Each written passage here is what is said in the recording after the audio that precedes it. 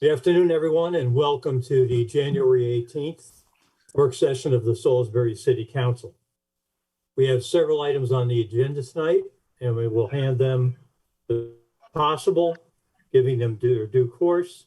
And following this work session, we will enter into a special closed session, and I will announce that at that time. First up on the agenda tonight is a budget amendment to reclassify several positions within the fire department. And we'll call on Chief Tull to lead us through this. Chief Tull. Good afternoon, and thank you for the opportunity to be here. Before you for your consideration is an ordinance of the City of Salisbury approving a budget amendment of the FY22 general fund budget and authorizing the mayor to amend the authorized positions included in the FY22 general fund budget.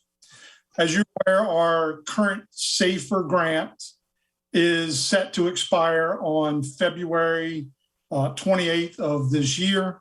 During the FY22 budget process, the city included the funds to retain all 12 of those positions.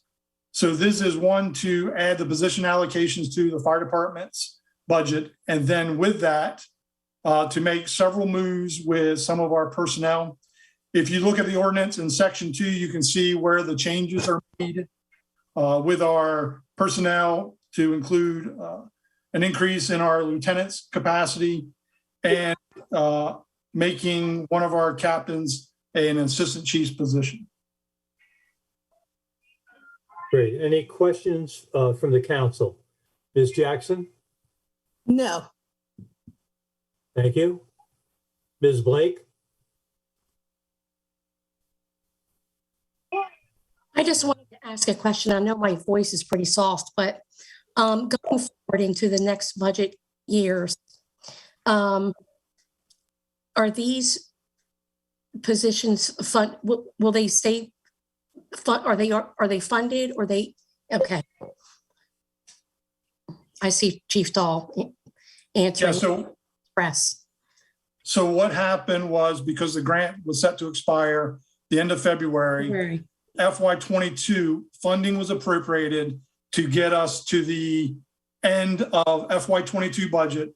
And then in FY23 budget, the positions will be in perpetuity moving forward. Thank you, Angela. Mrs. Gregory? No questions. Okay, then will you have consensus? Everybody gives me a thumbs up if you agree. Move it forward. Okay, we're good. Thank you, Chief. We know you're for it. All right. Thank you. Mrs. Nichols, will you please make sure that's on the agenda? Next up, we have an ordinance to accept funds for the FY22 Exploring Predictive Policing with Machine Learning Grant. And I see who's on here. I don't see the chief. She's on here, Mr. President. I'm here, sir. Chief's here?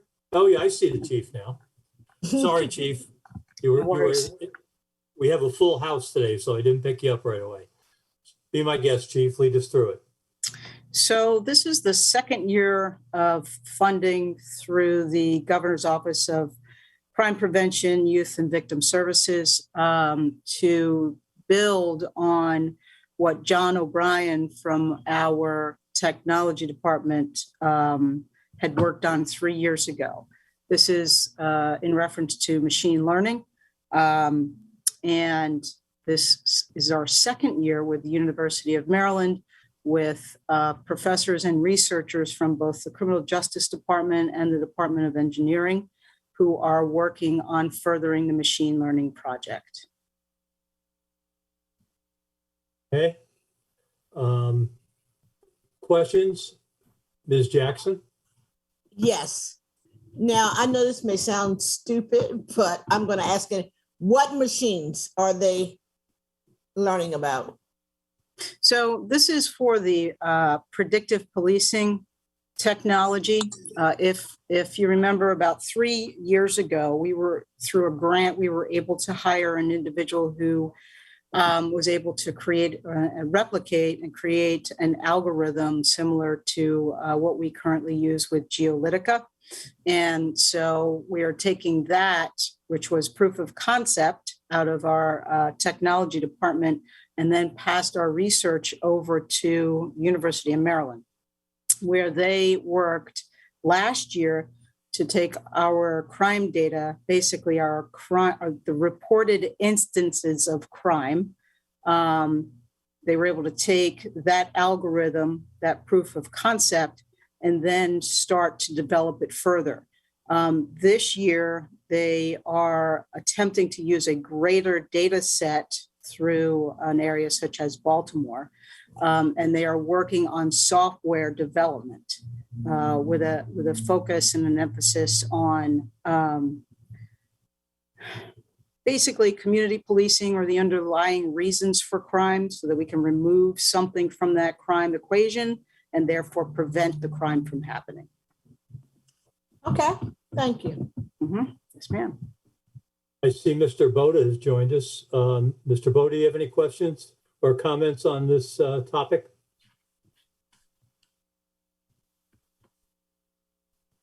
No questions or comments. Thank you, Chief. Thank you. Ms. Blake, questions or comments? No? Okay. Mrs. Gregory, questions or comments? No. Just if my memory serves me, wasn't this modeled also after someplace in Pennsylvania that was using similar technology in terms of predicting where the crimes might be or what area, general area, based on data? So I'm not sure if it was specific to Pennsylvania. I know that communities all across the country are using these types of programs. They're trying to use evidence-based programs like this to be in place to prevent crime from happening. Although I don't know, I don't recall specifically what you're talking about regarding Pennsylvania. But I do remember that the numbers were pretty impressive in terms of the results that other states had seen. So Right. that's good. That Anywhere from Go 5 to 15% reductions in crime. So we definitely want to stay on that trend. Great, thank you. Appreciate it. All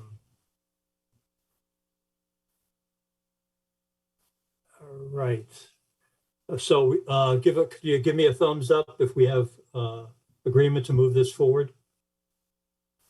1, 2, 3, 4, 5. Okay. Mrs. Nichols, if you could put this on the agenda, I'd appreciate it. Thank you, Chief. Thank you. Next up, Environmental Policy Task Force Annual Update. This is always an interesting update, and Department of Infrastructure and Development Director Amanda Pollock and Sustainability Coordinator Alyssa Hastings will lead us through this. Amanda, why don't you take the lead? Afternoon, everyone. As you know, the mayor convened the Environmental Policy Task Force back in February of 2020, and they were charged with updating the 2009 Environmental Policy Task Force and coming up with some new goals. Last year, in January of 2021, the City Council adopted their report. And as part of that resolution, we put in there that we would give an update every year in January to hold ourselves accountable and show you what's been done and tell you what we're working on in the future. So I wanted to acknowledge that Dave Namazi, who is the chair of the task force, is on the call today to hear the update. But I'm going to turn it over now to Alyssa Hastings to provide the details. Thank you, Amanda, and thank you, City Council members, for this opportunity to update you all. I also wanted to give a shout out to Elise Trelligan, I see, who is on the meeting. She's our Green Team Chair and participated on the task force. And then also thank you again to Council Member Gregory for participating as well on the task force. So it's hard to believe that we are already here. It's already been a year since we came to you with the report. So I'm excited with the progress that we've made over the last year. Our goal was to make progress in every single subcommittee area, and I can confidently say that we did that. So just to recap, we met August through December of 2020, and we presented over 50 recommendations through resolution, which we presented last January. The group met and formed 5 different subcommittees: energy, water, open space, transportation, and education and outreach. Each recommendation was very detailed. It had, the synopsis, it had benefits, barriers. We looked at what the city would need to do. We looked at climate change implications as well as diversity and justice, and then a priority level for each recommendation. So the first sort of subcommittee or set of recommendations, we made progress in category number 1, which was to embed energy and emissions assessments into city planning. We worked with the city's energy consultant, CQI, to conduct a very comprehensive greenhouse gas emissions inventory for the year 2019. So this really helps us measure and track where we are with what we're contributing to for our greenhouse gas emissions, also, what we're contributing to climate change.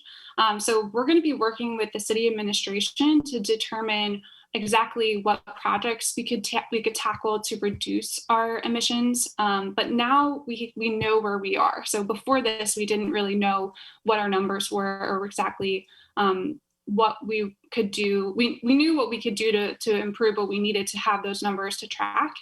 So we're going to be working with CQI to do another inventory and sort of have something else to compare the baseline to in 2021. So this is the big overview results. This is all of the city's energy emissions. So from our vehicles, our employee commute, our water and wastewater, buildings and streetlights and traffic lights. So none of this is, surprising. We're seeing that the wastewater treatment facility is our biggest contributor, but there's things that we can do in each one of these categories to reduce our emissions. And that's similar to what the state is doing on a statewide level to reduce their energy emissions.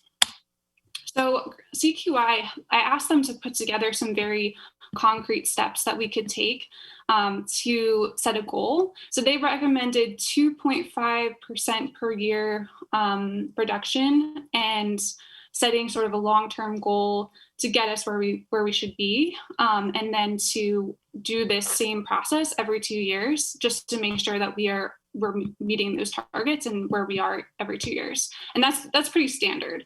So we're going to be working with the administration to figure out next steps in our plan moving forward. And if you'd like, we can also come back and do a very comprehensive or more thorough approach of understanding what they did in their analysis. So moving on, for water, we made a good amount of progress with lead poisoning prevention. So before, the city didn't really have a comprehensive way for people to test their water for lead. So we always had this program available, but it wasn't well advertised. So we created a form on the city's website so that people, if you meet these standards, so like if your if your home is serviced by city water, it's a single family home and built before 1988, we can come test your water for free for lead. So that's really helpful for us because we have to send that kind of data to the EPA, but it also helps us identify where problem areas are, and we can start then tackling and working with homeowners and people who are renting to make sure that their water is safe.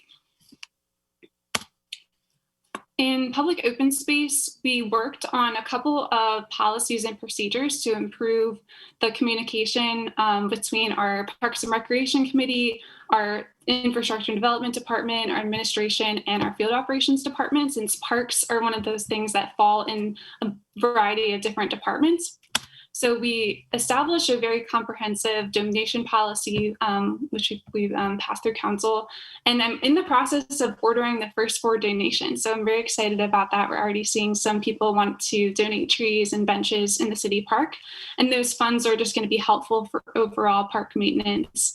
And so I'm excited to see that program rolling out.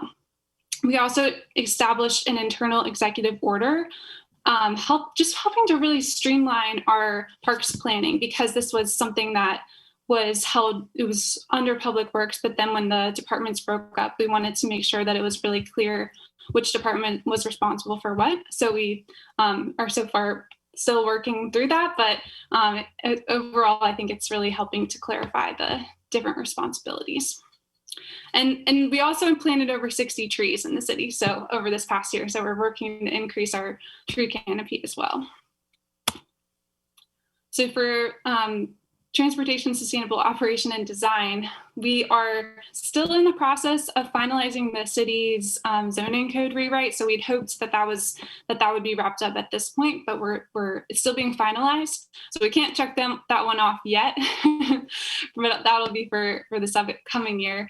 But we did some work in bay-friendly and sustainable landscape options. Most notably, we did pass our pocket pollinator program. So now that city residents can have pocket pollinator meadows, and that's something that wasn't previously allowed in the city's property maintenance code, but now it's allowed. So we're slowly making progress in that area too.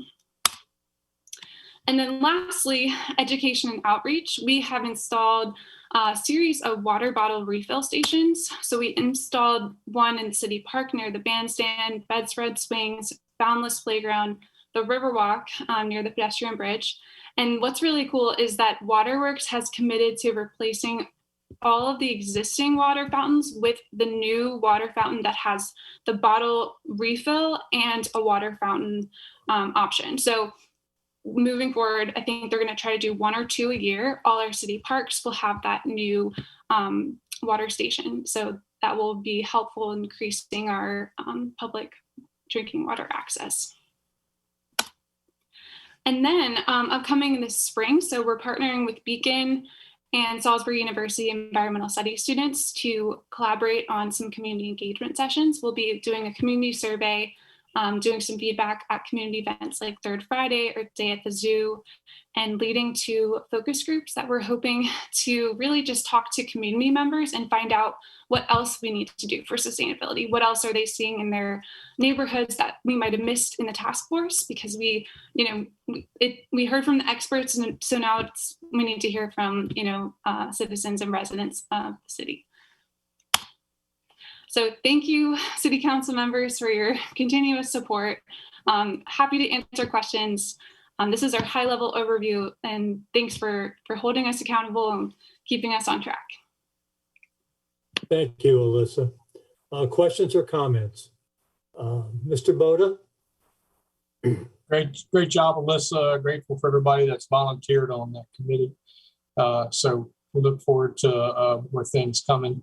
Have we looked into, the only other question and something to consider, have we looked into applying for grants for like electric vehicles for certain areas throughout the city? I know some police departments are using them for some vehicles. They even have electric motorcycles that go to like 0 to 60 in like 5 seconds or something. So, but anyway, I don't know if we've looked into any of that. Thank you. That's actually a great question and something I was going to mention. So we are waiting on the state to open up their technical assistance grant program. So that's something that they had offered last year only to a few communities. And I had a conversation with the person who runs the program, and they're very excited about us participating. But I don't know if it was the pandemic or what, but they were planning on opening the application again this past fall, but didn't. So we're keeping an eye on that. So that grant will help us really have a third party come in and evaluate our fleet and help tell us which vehicles are best to start transitioning to electric. So we're really all ready to apply for that grant. The state just has to open the application. Thank you, Mr. Boda. Appreciate it. Ms. Jackson? Alyssa and Amanda and the committee as well. You're doing an awesome job, and I think that you need to hear it. And we want you to continue to do such an awesome job. Thank you so much. You're welcome. Thank you, April. You're welcome. Any questions or comments, Ms. Blake? No, it's just a great example of just why Salisbury is so wonderful. I mean, you guys do an outstanding job, and it's very impressive. Our community looks great. It's very environmentally friendly. It's family friendly, and it's very people usable. It's all easy, usable things. And I just appreciate all your hard work. Thank you so much. Thank you, Angela. Michelle? Thank you. And I know how hard everyone worked on this last year. So, you know, I'm really glad to see the council and the city adopting this. And I'm looking forward to the events, the community events that are coming up. Those will be great to hear from people within the community and hear what people have to say about it. Because I think the feedback is going to be positive. Awesome, Thank you, Michelle. Jack. Yeah. Go ahead, Jack. Go ahead. So, April, go ahead. I wanted to ask another question, and I apologize. It just came to me for real. Go ahead. Alyssa, are you also thinking to put those fountains in other areas of the city of Salisbury, other than the few places that you just stated?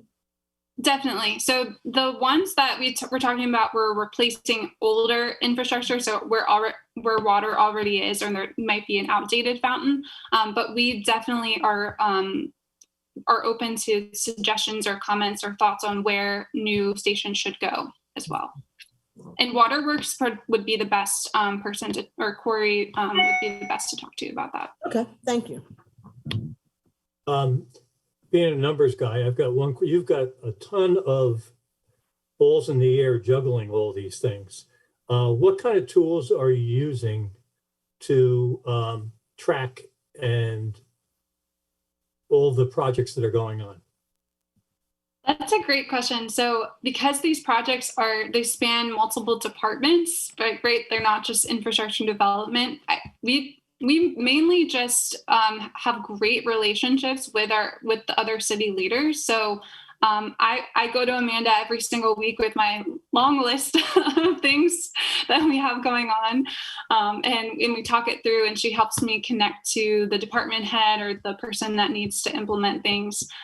We have multiple spreadsheets going with projects as well. So I guess that's sort of Amanda, do you want to chime in on that too? When it's a capital project, we do track it in Asana, but a lot of what Alyssa's doing hasn't quite reached that threshold yet. So take the city park donations, where now we have 4 different donations. We're tracking the donations, revenues, and expenses all in spreadsheets so that we can share that with field operations, because those are joint accounts. So we may be responsible on the revenue end and working with the citizen to fulfill their request, but then really the maintenance of it gets turned over to field ops. So they need to have the same permissions with those accounts and access to the same spreadsheets. We can all see what we're working with. So yeah, Alyssa and I meet weekly because of how much she has going on. And this is a big year. We have our Sustainable Maryland recertification process that's due in June. So there is a lot in this realm that we're doing, and we work with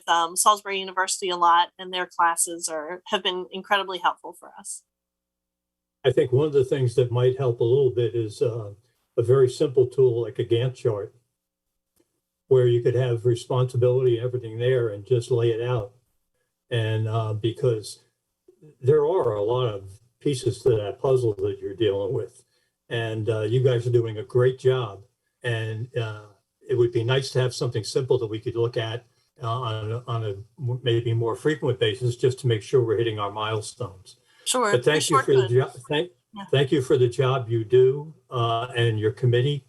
Obviously, they've done a lot of work, and we really appreciate it. So thank you very much, both of you. Okay, next up on the agenda is the Moore property annexation modification. And Amanda, you're going to lead us through that. Yes. So good afternoon again. So we received an annexation amendment request for the Moorview Business Park, which is located on Route 50 at Walston Switch Road, where the Royal Farms is essentially. And so the request, which was attached in your packet, was to reduce or eliminate development assessment fees. The property was annexed in 2013. So both Bill Holland and I reviewed the annexation, and I wanted to note that the assessment fees are in line and consistent with current annexation practices. So the fees themselves are similar to what it would be today.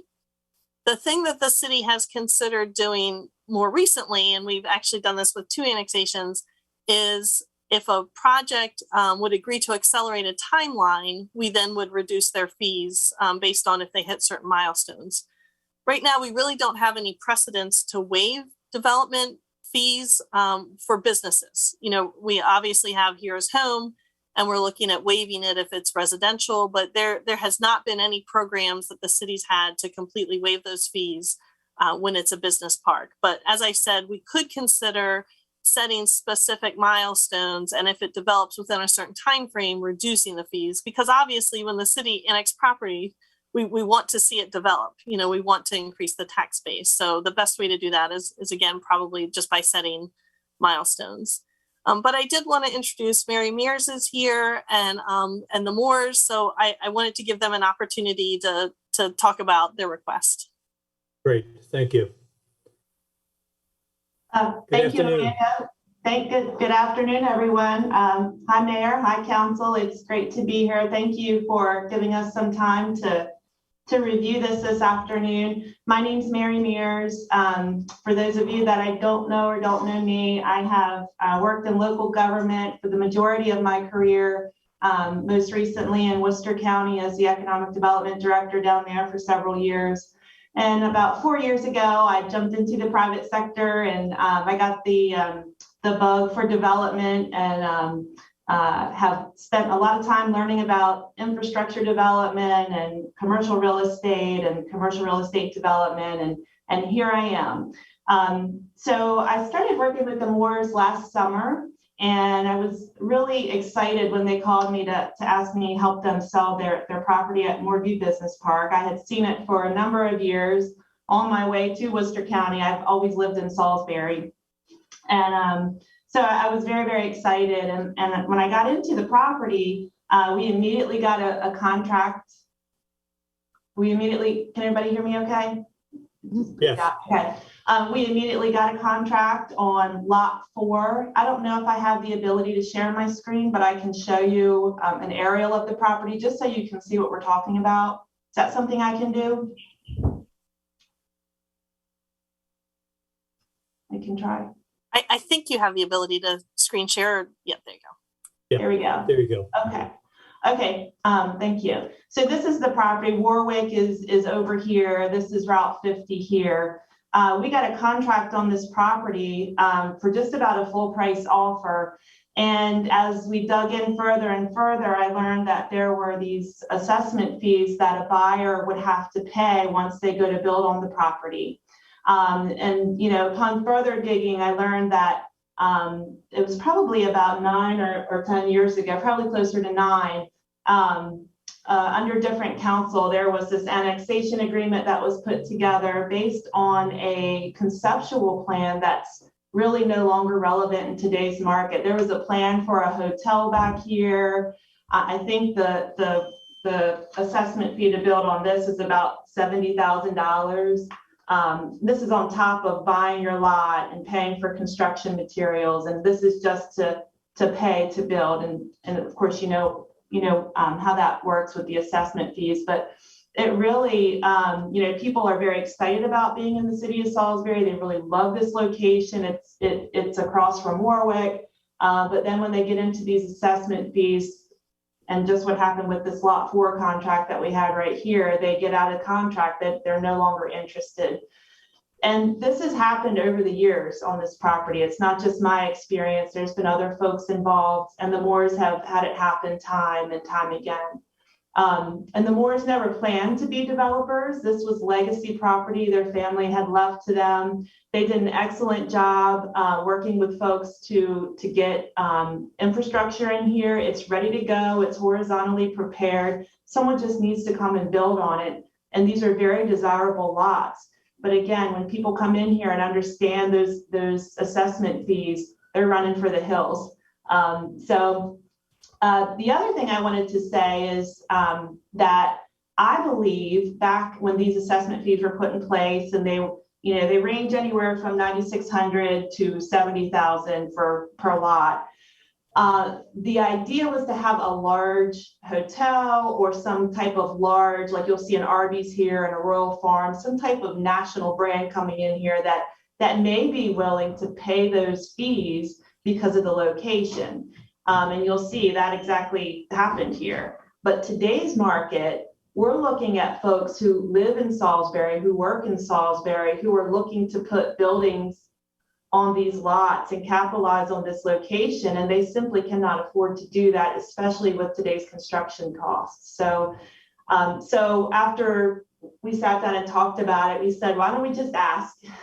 Why don't we make them aware, that this is happening with these contracts? People are very attracted to the city of Salisbury, but they simply can't. They can't make their models work with those combined costs on the lots.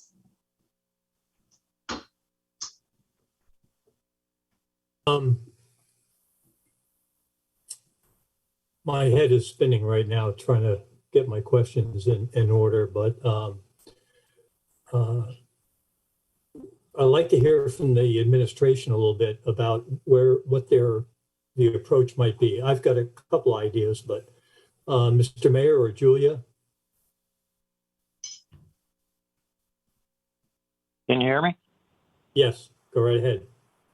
Yeah, I'll let Amanda speak in detail, but let me just give you the gist of what we've come to learn over the past 6 to 8 months. We've learned that annexation activity is fast and furious, and more and more properties are coming into the city. Poor Amanda's department is busier than ever, and here some of them has not helped at all. It has certainly made things busier. What we know, however, is that for commercial annexations, commercial properties, incentivizing by eliminating fees is not something that we have ever entertained, nor would we recommend that. But what we would recommend is something similar to exactly what you've done, what the council has supported in numerous instances lately, taking agreements that were written at a time when speculation about future development was a bit different, particularly suburban development was a bit different, and structured these agreements such that they had no flexibility. What you've done most recently with several annexations, and what we would recommend, is a time-based incentive, where the initial fee, should they develop within a certain period of time, is all the way down to a very low figure. I think you've gotten it, at very, very low levels, and then phases up to whatever was originally agreed upon. So, if within 12 months building permits are issued, something like that, we've written this out. There's plenty of templates, and I would suggest following a template that has been adopted thus far. So you can essentially get close to eliminating any annexation fee for quick action, and incentivizing that action. And then for lack of action or slow action, the incentive gets a little less until ultimately the incentive goes away. So it's a sliding scale based on the time period, and assuming that the offset is the fact that you're going to get the taxes much quicker than you would based on the original, or at all if the person isn't willing to put up 90 grand or whatever it is. So it's a sliding scale, essentially. Yes, Mr. President. I think that's part of, in theory, the justification to the taxpayers, to the citizens, is that a discount on a previously agreed to agreement would be advantageous for all, should we see development, construction, economic activity, and yes, tax receipts earlier rather than later. Obvious construction jobs, the jobs that whatever get developed there, those are all positive things that we all want to see. And I think anything we can do to make that action faster is something we want to do, even if it means foregoing most of an annexation fee. And if I may, that we've adopted 2 in the last year that followed this model, and at the fastest level of development, it got their fees down to 25% of what had previously been agreed to in their annexation agreement. And then if that milestone is missed, there's another one where they could pay 50% of the fees, a 75%, and then back up to a 100% of what had been agreed to originally. Gotcha. Any other questions from the council? Mr. Boda?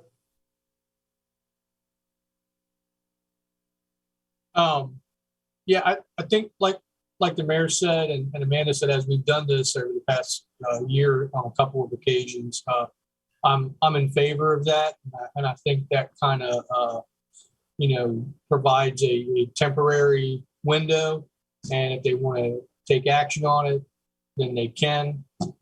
So I'm in favor of doing that on this property. Thank you, Mr. Boda. Ms. Jackson?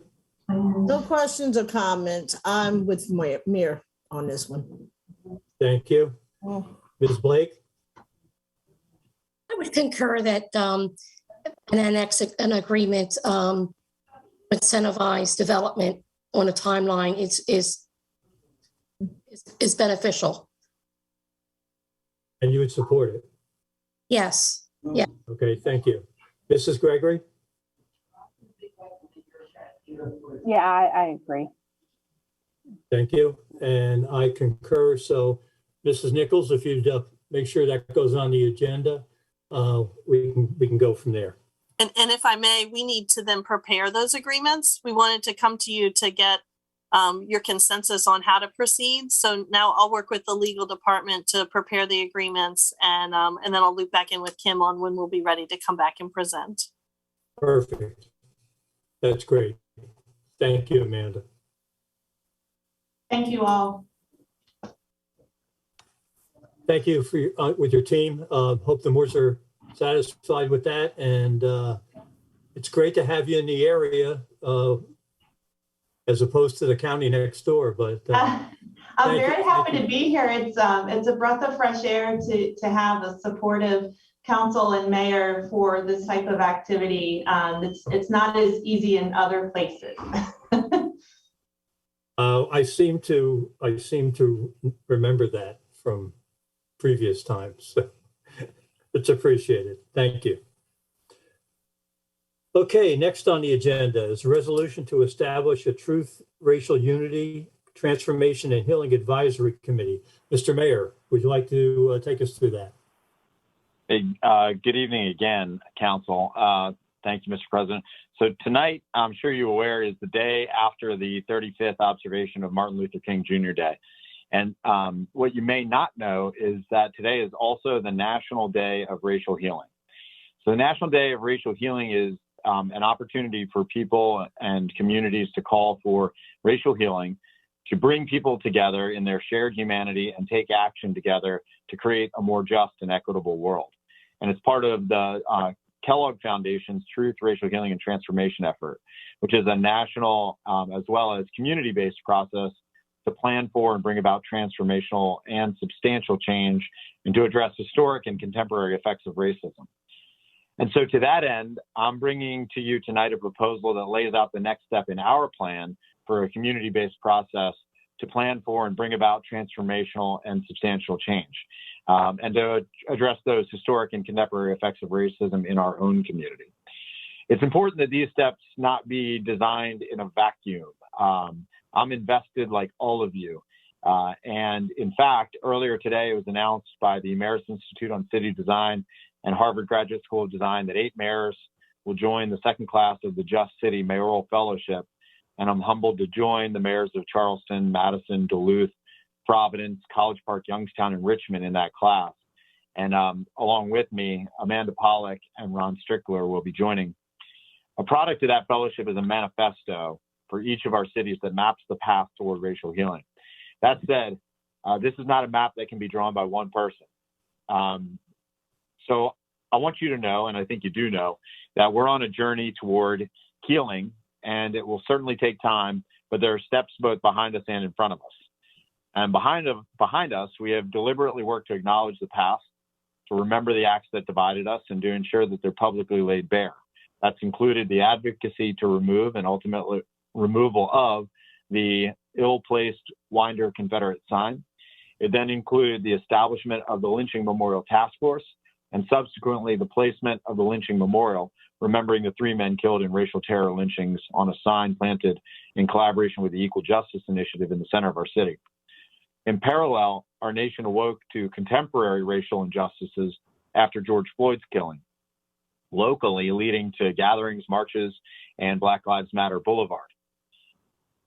Much of our history has been captured in those symbols, and still more in books about these injustices, locally, including the late Linda Dwyer's Mob Law on Delmarva, Sherilyn Eiffel's On the Courthouse Lawn, and the just published The Silent Shore by Dr. Charles Chavis, who is joining us tonight, along with founder of the Wycomico Truth and Reconciliation Project, James Yamakawa.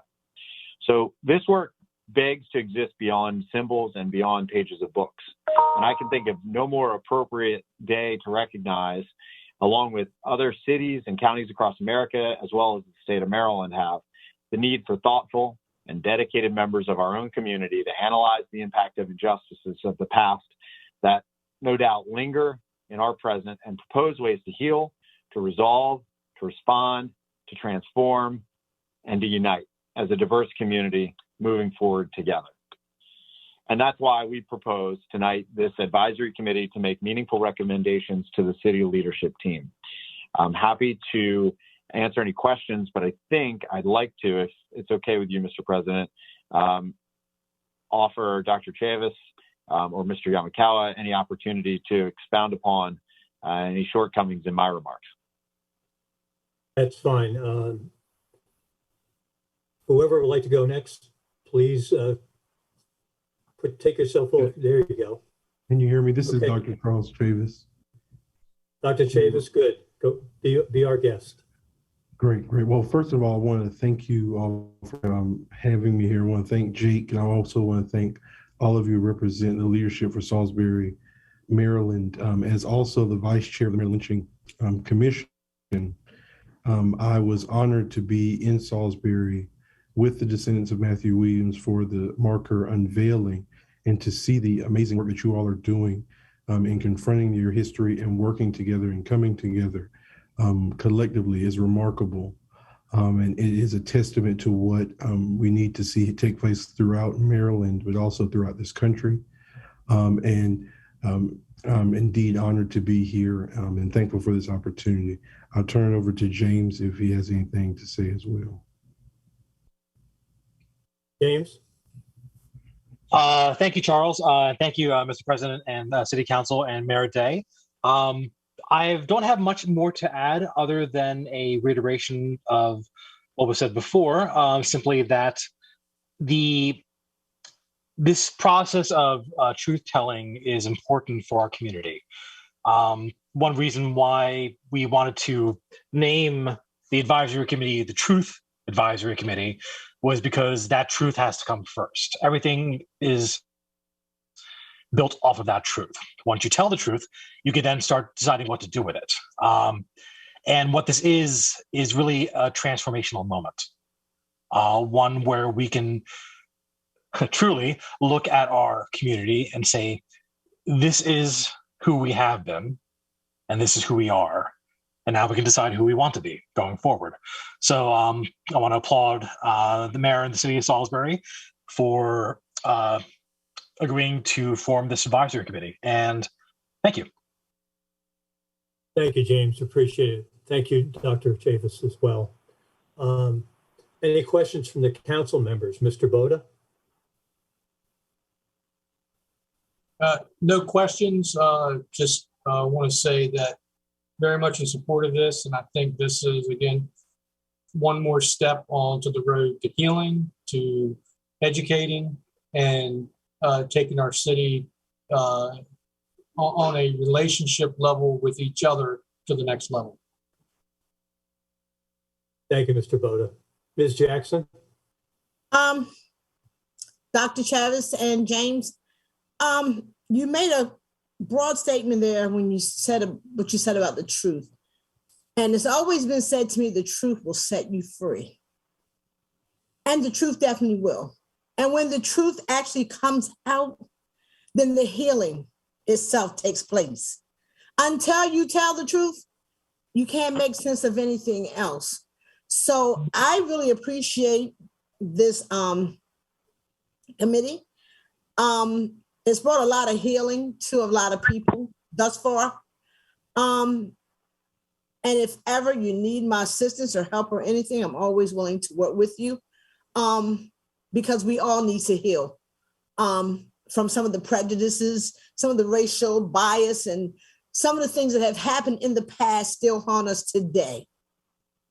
And until we all come together to unveil some of the ugly, horrific things that have happened in the past and today, we won't be able to move forward.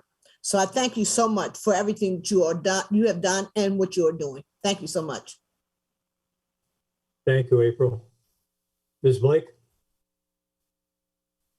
It's really hard to follow up from what April was saying, but I just wanted to say that this is just another example of why Salisbury is so wonderful. We recognize painful events and hurtful events, and we recognize that everybody is a citizen and everybody's welcomed here. Since mid-December till currently, I've read an awful lot of books. I think about 15 books, and listening to Mayor Day speak about this committee and this project, I just wanted to highlight one particular book that has brought a lot of things to light. She's only in the recent decades has gotten a lot her credit. Ida B. Wells and her crusade for justice, and her research on lynching alone. That's just one of the many facets of this woman, but just on that alone. And the things that she in this book have brought to light just really reminds me and resonates with the things that we're doing here in Salisbury. And that's very important to me as a citizen. And just thank you for all the work that goes into these types of things. Thank you so much. Thank you, Angela. Michelle? I just know how much time and energy and effort something like this takes, and I really appreciate. I know James is a good friend, so I'm so glad to see him on here. And this work is hard, but we have to do it. It's necessary for us to be able to move forward. So I'm glad to see the city doing it. Thank you, Michelle. I agree with everything that my fellow council people have said. But for many, many, many years, most of us have been silent. And one of my favorite lines from Dr. King, our lives begin to end the day we become silent about the things that matter. And this is just another step, I think, in not being silent. And I think it's a good move. So it sounds like, Mr. Mayor, you have the full support of the council behind it. And as most things, we wish the best for this group. Well, Mr. President, if I may briefly. Sure. Just two things I'll point out. One, as designed, there is a council representative on the body, so something for you to consider and think about. Number two, and he did not ask me to do this, but I'm going to do it anyway. We're talking about books. The Silent Shore, which speaks about Matthew Williams lynching, and Salisbury and Wycomico County's role in the history of racial terror.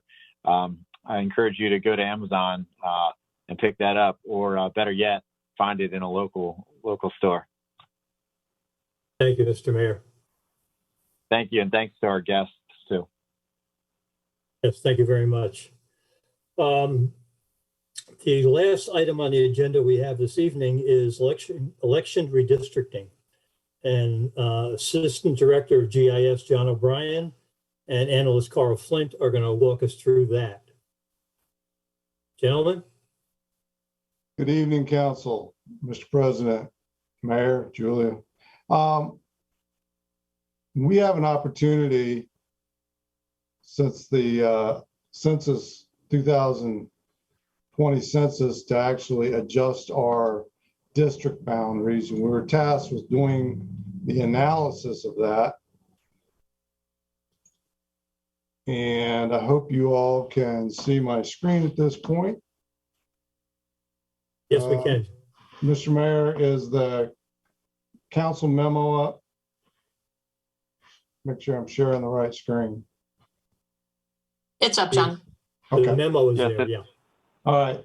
So this is the memo that should be in your packet. Y'all can read that. So the current districts, this is the current districts. They're not quite sure how Frank, when they did the last districts, came up with this. But the analysis we did based on the outline, what was outlined in the memo, proportionality plus or minus 5%. Overall population, we looked at the minority population, and we looked at the continuity of the districts geographically, and we also, keeping the council members within their district. And these are the proposed districts based on that. It allows for future growth in the districts based on annexations. And it also takes into account the economic, at least the property values within each district, trying to equalize that. At this point, basically, this is our proposal to the council to be accepted as the new districts, and I'll field any questions that you have. Any questions from the council members? Mr. Boda? No, and I appreciate this because it makes the districts more compact, and we seem to have more of some of the areas and neighborhoods together. So it instead of the previous one where it looked like congressional districts on the western shore of Maryland, this one looks more compact. And the only request is, since Walmart would now be in April's district, April, I still want you to shop down at the Fruitland Walmart.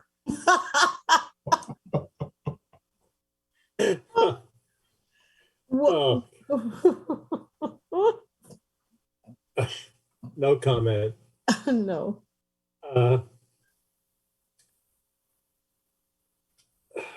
These numbers are very hard to read. Well, for me anyway, so.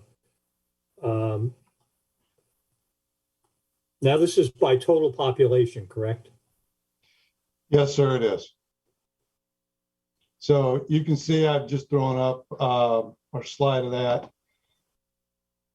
This was based on the 2020 census, what the current districts look like, the top section of this, and this on the proposed is how the population breaks out under the proposed districts.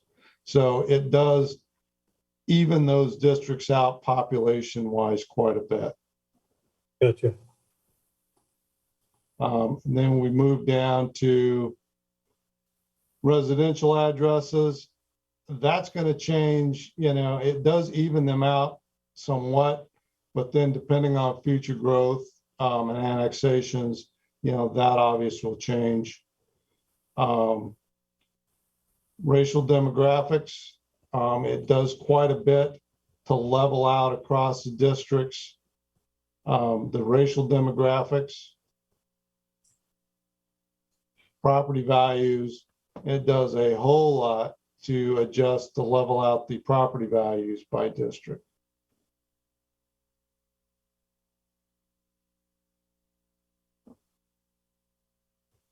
Ms. Jackson, do you have any questions or comments?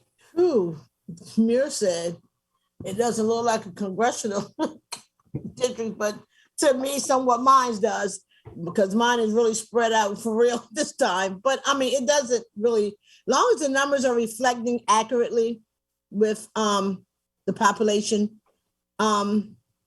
and it's equally, I'm not for sure because, could he go back to the one where I think it was the one before this slide. Goal Where- level? No, go back, go another one. Okay, Yeah, this is the one where the racially demographics is what I need to see. Now right here, let me see. You got non-Hispanics right here. Hispanic, non-Hispanic, Black only. I'm just looking at the demographics and how it looks to me because of the district that I do represent. So I really need to be a little more focused on how it's racially demographic. So so you were District 1, ma'am, yes. and really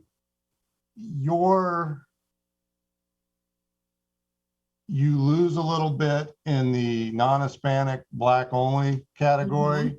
Mhm. You pretty much stay the same. I mean, we're talking less than 40 people in the non-Hispanic white only.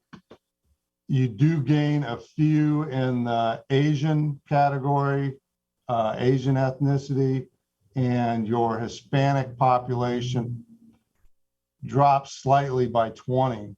I think that's more reflective of your district was stabilized. If we can, let me take a look. But see, my district is also transient. Very much so. And you also had initially under the old districts, you had the north population. We've seen a dramatic shift of the Hispanic population out of Salisbury, honestly, into Wycomico County, especially in the north side up around Troopers Way into the trailer park, which is the donut hole. In the north side is still, Wycomico County. A lot of the Hispanic population is shifted out of Salisbury and moved out into the county and especially into that area. Well, let me ask you one question, and this is a very, very serious question. Now you have me at 3,700 and I don't know, something. Yeah, 1,779. I've got it myself. Okay, now, is this actually registered voters or is this just the population? No, ma'am. That is simply this slide is only on population. The registered voters, if we come down here, here's your registered voters. Currently, in your old district, you had 5,070 registered voters. In the proposed district, you have 5,123. And then the light blue in this slide is the percent of the known census count that's over 18. That pretty much remains the same within your district between the old and the proposed. You do gain, 100 registered voters within that what we're proposing. Okay. Fine. Thank you, April. You're welcome. Angela? No, I don't have any questions or comments. I looked at the charts. I was just very impressed on how well the packet was put together. I certainly appreciate it because I definitely like to have graphs, and that all of that really was very helpful to me personally. Thank you. Thank you, Angela. Mrs. Gregory?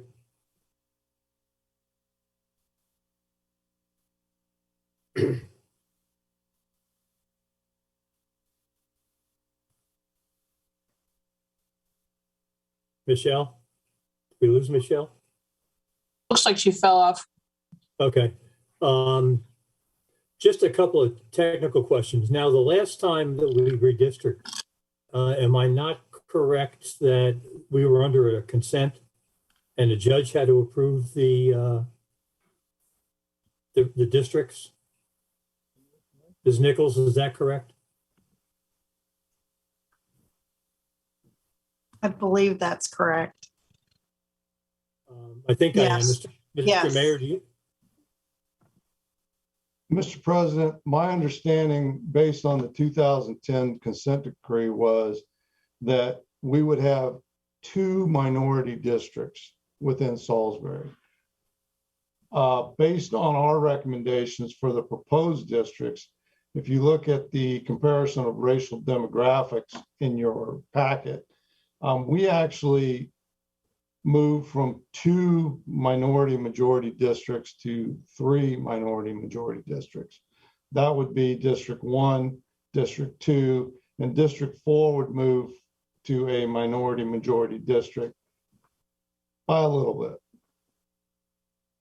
So I believe we not only meet the standards of the consent decree if it is still in effect, but we've also met the spirit of the consent decree with these proposed districts. So there is nothing that's mandated for us to submit again. Can we check that out and make sure? Ashley, can you just check and make sure that there is no connection to that previous consent decree?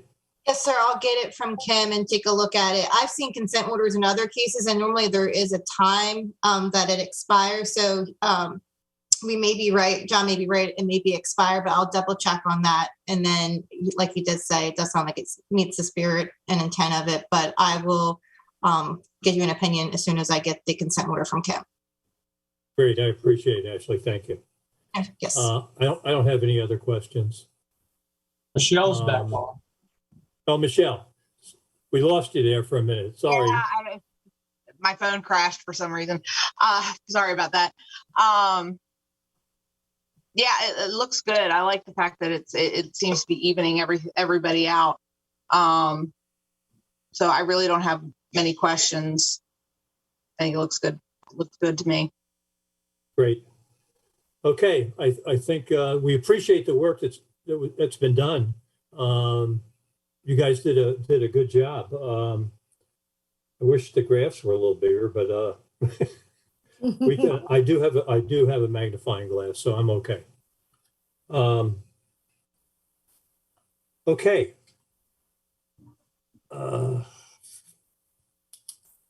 That concludes the items on the agenda for the work session, and the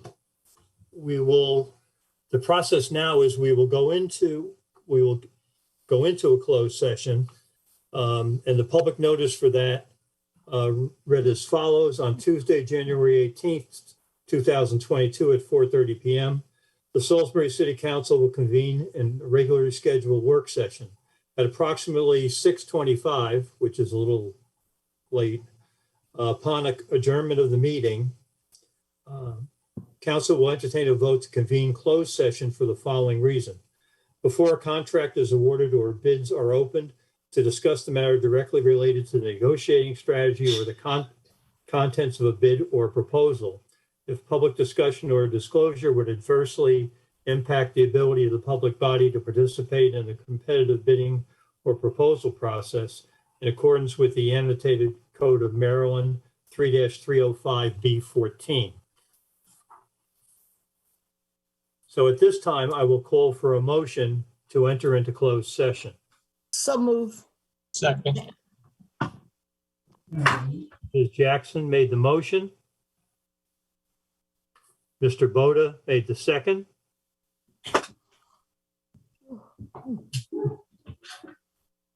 The time is 5:34 p.m.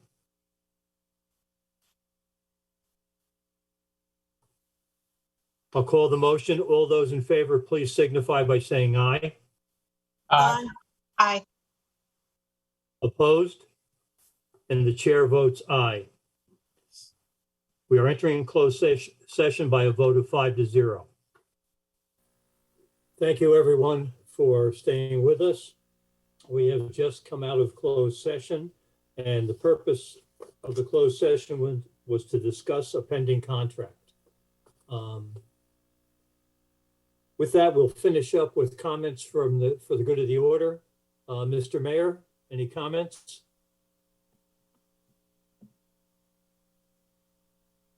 You might be tied up. Ms. Glanz, any comments? I will just add that today we had a successful vaccine clinic with the Maryland State Vaccine Equity Task Force. They came down to Allen and was supporting the area.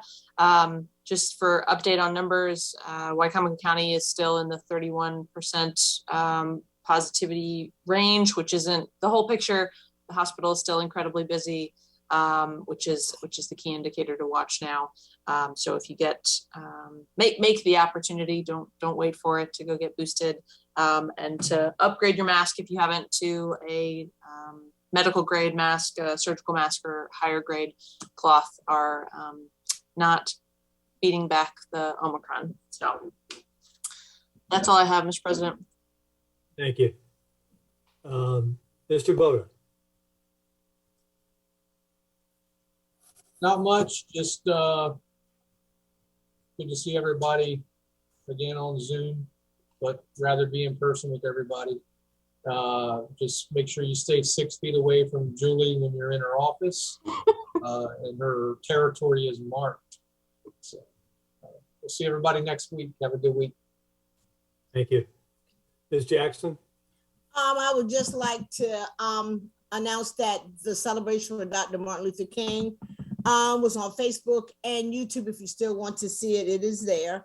It was wonderful with a great speaker, Dr. Dale Green. He is a native of Hurlock. He was very good.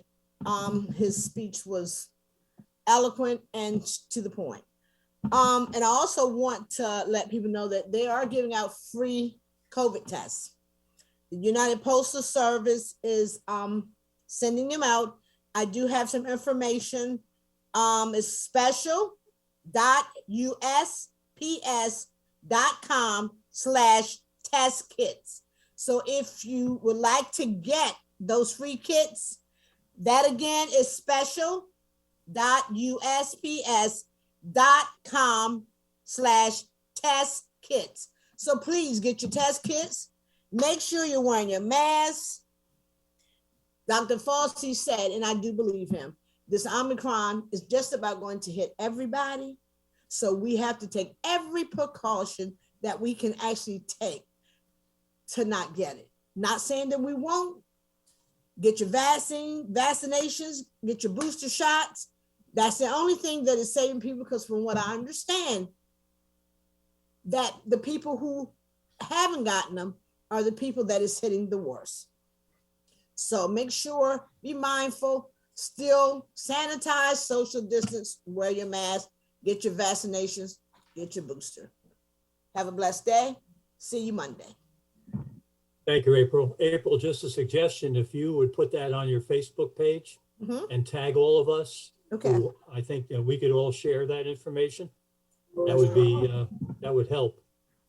So just a recommendation. I will. Ms. Blake? Just as always, if you're healthy enough, please be kind and considerate to everybody in our community. Please donate blood. We still are in a very critical area. I guess at a critical, we're very low. We're very low. Please donate blood. Thank you. Michelle? Just want to keep banging away at the point that we need to get our booster shots. We need to wear the correct masks.